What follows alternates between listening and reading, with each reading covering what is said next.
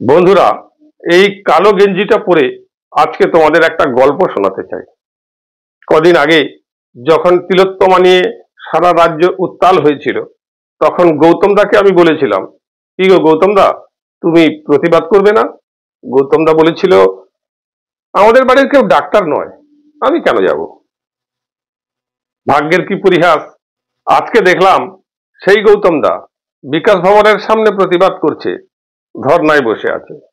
জানি না এরপর কার পালা। তোমার হতে পারে, আমারও হতে পারে, সমাজের অন্য যে কোনো ব্যক্তির হতে পারে।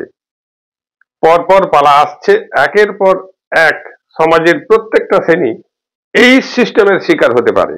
তাই আমি চাইছি পরিবর্তন। না বন্ধু, ভুল করছো। সরকার নয়, সরকার পরিবর্তন উদ্দেশ্য নয়। সরকার সময়ের সঙ্গে আসবে যাবে, এক সরকার আসবে, আর এক সরকার যাবে, আবার এক সরকার আসবে, আবার এক সরকার যাবে। তাই সরকার নয়, আমি চাইছি এই সিস্টেমের পরিবর্তন। এই সিস্টেমের পরিবর্তনের জন্য এসো আমরা সবাই মিলে সমাজের এই জঘন্যতম অপরাধের প্রতিবাদ করি। আজকে 26,000 শিক্ষকের চাকরি চলে গেছে শুধুমাত্র দুর্নীতির কারণে। আসুন এই দুর্নীতির প্রতিবাদ করি। আবার বলছি, পরিবর্তন সরকারের নয়, পরিবর্তন চাই সিস্টেমের। ধন্যবাদ।